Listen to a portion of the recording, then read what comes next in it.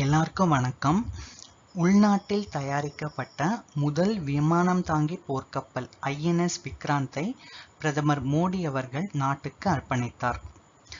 இந்திய கடற்படையில் ஏற்கனவே இருந்த ஐஎன்எஸ் விக்ராந்த் என்ற விமானம் தாங்கி போர்க்கப்பல் கடந்த 1997ஆம் ஆண்டு பணியிலிருந்து விடுவிக்கப்பட்டது. இதன் நினைவாக உள்நாட்டில் தயாரிக்கப்பட்ட முதல் விமானம் தாங்கி போர்க்கப்பலுக்கு ஐஎன்எஸ் விக்ராந்த் என பெயரிடப்பட்டது. போர்க்கப்பல் வடிவமைப்பு பிரிவு வடிவமைத்த இந்த கப்பல் கேரளாவின் கொச்சியில் உள்ள கப்பல் கட்டும் தளத்தில் தயாரிக்கப்பட்டது. கப்பலின் அடிப்பகுதி கடந்த 2009ஆம் ஆண்டு தயாரிக்கப்பட்டு கடலில் இறக்கப்பட்டது. மொத்தம் ரூபாய் 20,000 கோடி செலவில் இந்த கப்பல் தயாரிக்கப்பட்டுள்ளது. இன்னைக்கு நிகழ்ச்சியில ஐஎன்எஸ் விக்ராந்த் போர்க்கப்பல் பத்தின சில முக்கியமான தகவல்களை தான் நாம பார்க்க போறோம். வாங்க இன்னைக்கு நிகழ்ச்சிக்குள்ள போலாம்.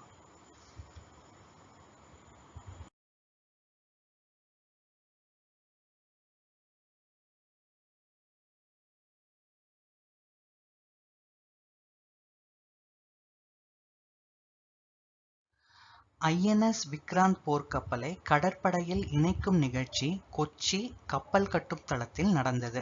இதில் பிரதமர் மோடி அவர்கள் கலந்து கொண்டு கப்பலை நாட்டுக்கு அர்ப்பணித்து வைத்தார். கடற்படைக்கு புதிய கொடியையும் அறிமுகம் செய்து வைத்தார். ஆங்கிலேயர் காலத்தில் வடிவமைக்கப்பட்ட கடற்படை கொடியில் இருந்த புனித ஜார்ஜின் சிவப்பு பட்டை நீக்கப்பட்டு சத்ரபதி சிவாஜி மகாராஜாவின் ராயல் முத்திரை இந்த கொடியில் இணைக்கப்பட்டுள்ளது. ஐஎன்எஸ் விக்ராந்த் போர்க்கப்பலை மிதக்கும் போர்க்களம், மிதக்கும் நகரம் என கூறலாம். 2 கால்பந்தாட்ட மைதானம் அளவுக்கு பெரியது. 5000 வீடுகளை ஒளிரச் செய்யும் அளவுக்கு தேவையான மின்சாரத்தை இந்த கப்பலால் உற்பத்தி செய்ய முடியும். இதில் பயன்படுத்தப்பட்டுள்ள மின் வயர்களை வைத்து காசி முதல் கொச்சி வரை மின் இணைப்பு கொடுக்க முடியும். கடற்படையின் பெண் மாலுமிகள் இந்த கப்பலில் பணியமர்த்தப்படுவர். போர்க்கப்பலில் நமது பெண்கள் பணியாற்ற இனி எந்த தடையும் இருக்காது. ஐஎன்எஸ் விக்ராந்த் கப்பலில் இடம்பெற்றுள்ள விமானங்கள் பத்தி இப்ப நம்ம பார்க்கலாம். மொத்தமா 36 விமானங்கள் இந்த போர்க்கப்பலில் இடம்பெற்றுள்ளன. MiG-29 கே ரக விமானங்கள் 26, காமோ 31 ரக ஹெலிகாப்டர்கள் 4, MH-60R ஹெலிகாப்டர்கள் 4. உள்நாட்டு தயாரிப்பு இலகு ரக ஹெலிகாப்டர்கள் 2 ஆக 36 விமானங்கள் ஐஎன்எஸ் விக்ராந்த் கப்பலில் இடம்பெற்றுள்ளது.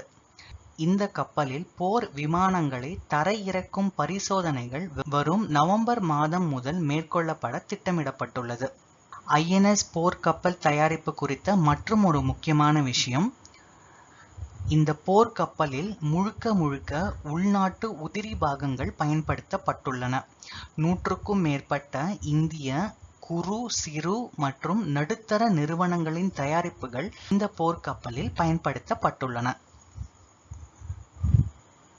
இந்த போர்க்கப்பலை பத்தின இன்னும் சில முக்கியமான விஷயங்களை இப்ப பார்க்கலாம். இந்த கப்பல் அதிகபட்சமாக மணிக்கு 28 கடல் மைல் வேகத்தில் செல்லக்கூடியது. 7500 நாட்டிக்கல் மைல் தூரம் வரை தொடர்ந்து செல்லும் திறன் படைத்தது.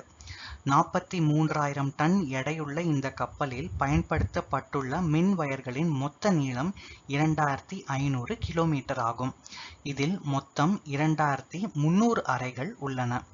கடற்படையின் பெண் அதிகாரிகள் தங்குவதற்கு சிறப்பு அறைகள் உருவாக்கப்பட்டுள்ளன. மருத்துவமனை, தீவிர சிகிச்சை பிரிவு, தனிமைப்படுத்தப்படும் அறைகள் ஆகியவை இந்த கப்பலில் இடம்பெற்றுள்ளது. இந்த கப்பலில் அதிநவீன அம்சங்களும் இடம்பெற்றுள்ளன.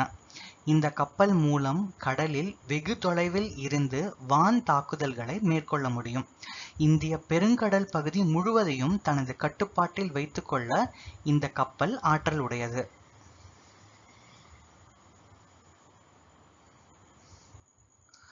கடற்படை விமானம் தாங்கி கப்பல்களை தயாரிக்கும் திறன் அமெரிக்கா, பிரிட்டன், ரஷ்யா, சீனா மற்றும் பிரான்ஸ் ஆகிய நாடுகளில் மட்டும் இருந்து வந்தது.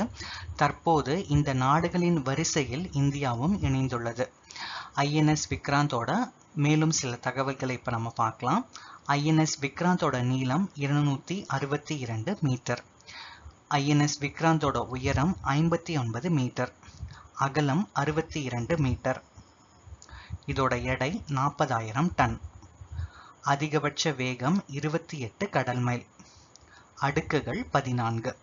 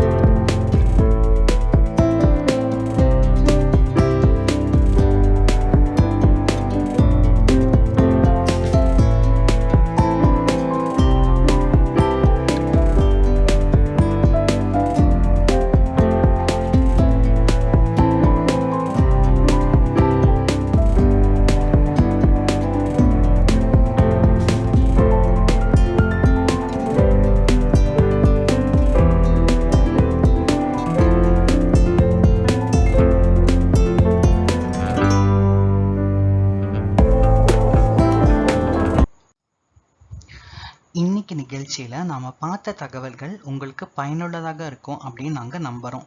இந்த காணொளியை உங்க உற்றார், உறவினர்கள், நண்பர்கள் எல்லாருக்கும் பகிர்ந்துக்கோங்க. என்னோட சேனலை சப்ஸ்கிரைபும் பண்ணுங்க. மீண்டும் அடுத்த நிகழ்ச்சியில் சந்திக்கலாம். நன்றி, வணக்கம்.